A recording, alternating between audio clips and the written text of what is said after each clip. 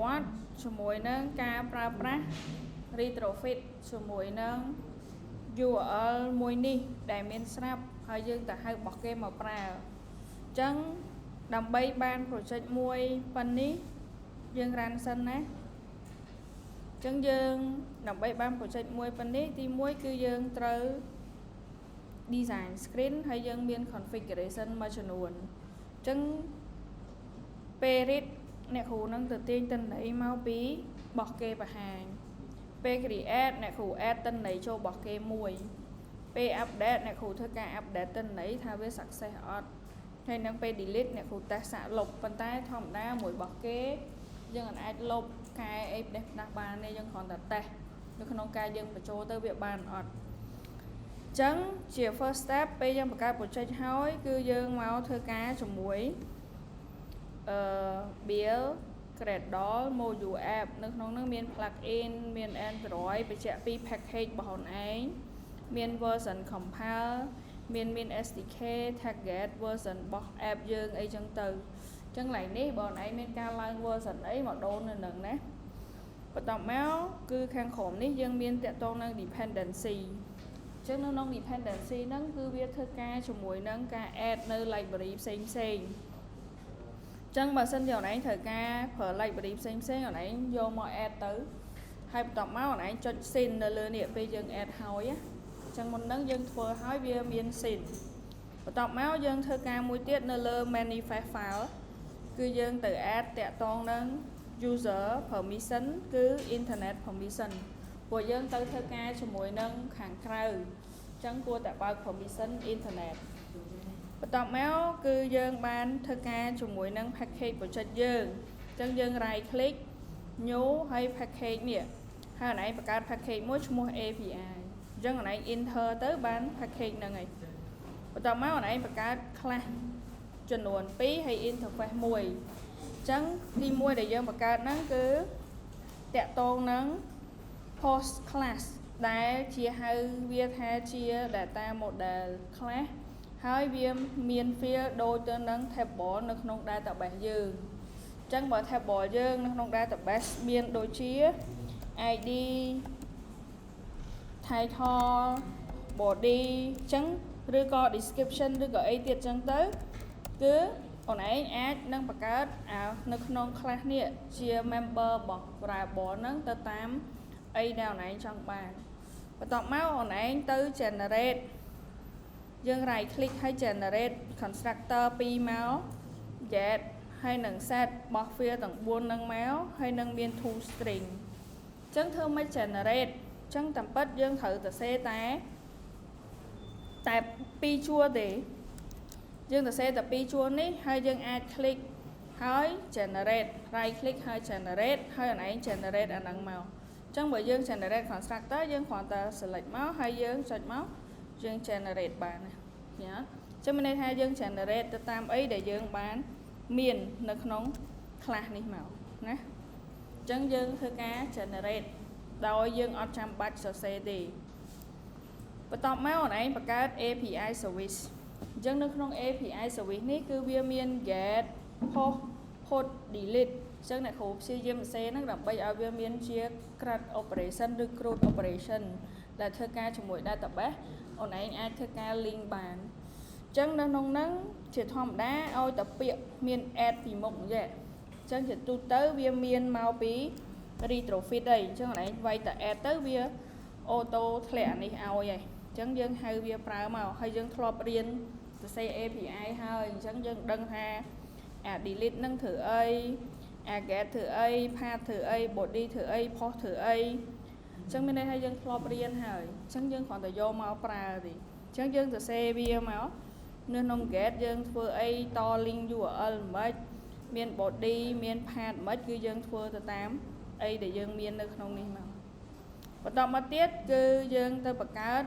តាក់ទងនឹង retrofit client អញ្ចឹងនៅក្នុង retrofit client គឺជា class ដែលយើងធ្វើការ connect ទៅកាន់ URL ឬក៏ link ដែល connect ជាមួយនឹង API ខ្លួនឯងអញ្ចឹងនៅក្នុងហ្នឹងគឺយើងបង្កើត object retrofit ហើយយើងសិក្សាថាវាណាល្អអត់បើសិនជាវា null គឺយើងឲ្យវាស្មើ new retrofit.builder ហើយធ្វើការបោះ base URL មកអញ្ចឹង base URL យើងគឺយើងទៅ copy URL ដែលដើរមកឬបើយើងប្រើអាបោះខ្លួនឯងយើងដាក់ local host តែនៅជាទូទៅវាអត់ស្គាល់ local host ទេវាស្គាល់ 127.0.0.1/បច្ចេកខ្លួនឯងមកតើមកអានេះយើង add តាក់ទងនឹង JSON មកហើយ build មកហើយ return retrofit ទៅវិញទៅអញ្ចឹងអាហ្នឹងគឺតាក់ទងនឹងបង្កើត retrofit client ជារួមនៅក្នុងចំណោម3 file នេះ file មួយនេះគឺដូរតែ URL ទេតែ file 2នេះ file មួយនេះដូរទៅតាម table ជាក់ស្ដែងរបស់ខ្លួនឯងដែលត្រូវធ្វើការ file មួយនេះគឺវាក៏ដូរទៅតាម table ដែលខ្លួនឯងត្រូវធ្វើការជាមួយនឹង API ខ្លួនឯងដែរតោះណាអញ្ចឹងមានន័យថានៅក្នុងការ config ជាមួយនេះហ្នឹងខ្លួនឯងត្រូវមាន3 file ហ្នឹងបន្ទាប់មកបានយើង move ទៅលើ main activity របស់យើងជា interface នៅក្នុងការ design នេះអញ្ចឹងយើងធ្វើការ design ដែលប្រើអីគេយើងប្រើ linear layout ក្តោបហើយយើងមានជា text view មួយនេះហើយយើងមានជា linear layout មួយទៀតដែលវាជាប្រភេទ horizontal ជួរដេកក្តោបទៅដោយប៊ូតុងមែន4អញ្ចឹងមានប៊ូតុងទី1 load ប៊ូតុងទី2 create ប៊ូតុងទី3 update និងប៊ូតុងទី4គឺ delete អញ្ចឹងយើងមាន interface ប៉ុណ្ណឹងហើយយើងចាប់ដើមចូលមកទៅសេ code នៅលើ main activity របស់យើងអញ្ចឹងនៅក្នុងការសេ code នៅលើ main activity គឺទី1ខ្លួនឯងប្រកាស object view ហើយនៅប្រកាស object តាក់ទងនឹង API service របស់ខ្លួនឯងដែលបង្កើតមុននឹងបន្ទាប់មកយើងចូលមកដល់ on create យើងហៅ object ហ្នឹងយកមកប្រើ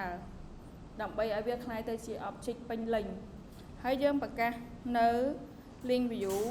object របស់យើង by find view by id អញ្ចឹងកូដនេះ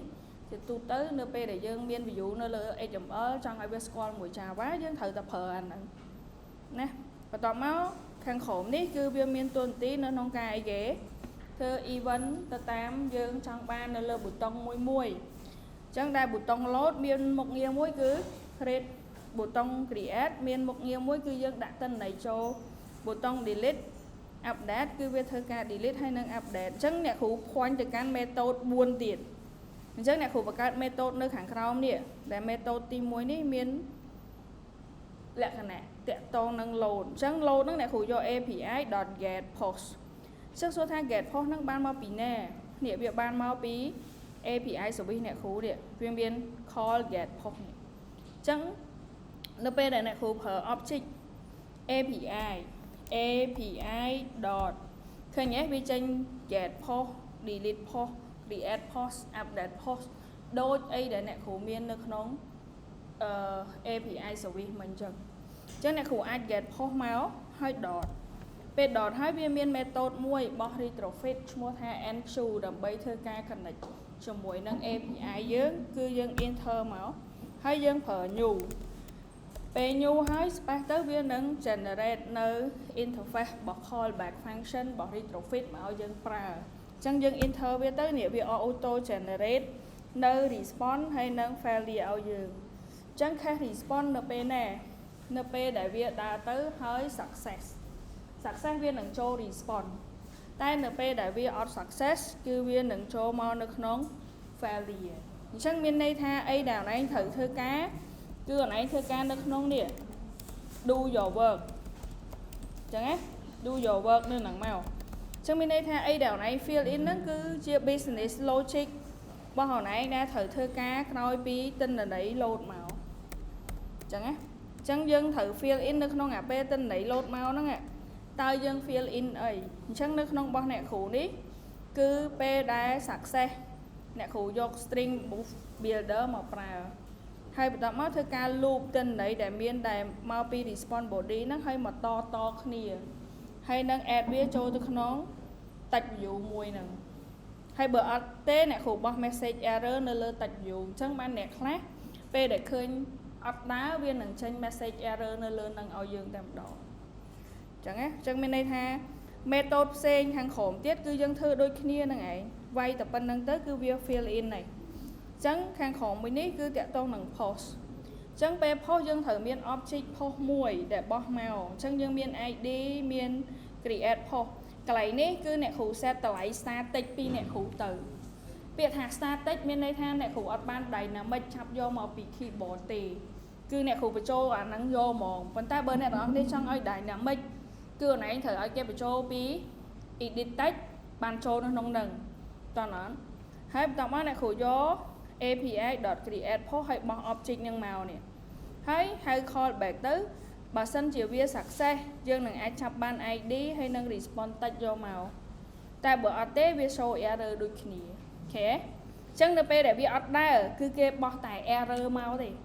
ដើម្បីអីដើម្បីគេមើលថាតើនៅពេលដែលវា error ហ្នឹងតើយើងគួរតែ fix អា error ហ្នឹងមិនអញ្ចឹងតែបើវា success វានឹងដើរនៅអីដែលយើងចង់បានហើយត្រូវអត់តពេល update អញ្ចឹងពេល update ក៏អ្នកគ្រូបោះ object ID មួយទៅដែលអ្នកគ្រូដាក់ចូលហើយនឹងអ្នកគ្រូយកពាក្យថ្មីដែលអ្នកគ្រូចង់ update ហ្នឹងយកទៅដាក់ចូលនៅក្នុងហ្នឹងជា object ប៉ុន្តែនៅក្នុងពេល update វាមានប៉ុន្មាន parameter 2ទី1គឺ ID និងទី2គឺតាក់ទងនឹង object ដែលយើងត្រូវទៅ update អាហ្នឹងជា algorithm នៅក្នុងការ update គឺអូនឯងដឹងថា automatically យើងត្រូវធ្វើអញ្ចឹងហ្មងមែនទេតែបើយើងធ្វើខុសពីហ្នឹងយើងអាច update អត់ទៅទេព្រោះអីវា ID ឬក៏វាលក្ខខណ្ឌអីវាស្រេចតែយើងដាក់ហើយនៅពេលដែល update success អ្នកគ្រូគ្រាន់តែឲ្យវា response body ហើយចាប់យក title មក show ទេតែបើ error អ្នកគ្រូឲ្យវាshow ធម្មតាថា error ដល់ពេល delete អ្នកគ្រូបោះតែ ID មួយនេះយក API delete post បោះ ID មកបើវា success អ្នកគ្រូបោះ message មួយថា delete successfully តែបើអត់ទេអ្នកគ្រូឲ្យវា show error ដែរអញ្ចឹងជាលទ្ធផលពេលដែលយើង run ហើយយើងអាចចុចបានហ្នឹងឯងចុចបាននៅលើនេះ read គឺយើងទៅទាញទិន្នន័យមក create គឺយើងដាក់ទិន្នន័យចូលថ្មីមួយ update គឺយើងកែទិន្នន័យដែលមានហើយនឹង delete គឺវាអាចឲ្យយើងឃើញ delete អញ្ចឹងអាហ្នឹងតាក់ទងនឹងការប្រើប្រាស់API ដែលមានស្រាប់តែតាមរយៈការយើងហៅហ្នឹងគឺយើងហៅអាហ្នឹងចូលនៅក្នុង Android តាម retro traffic អញ្ចឹងអូនអូខេ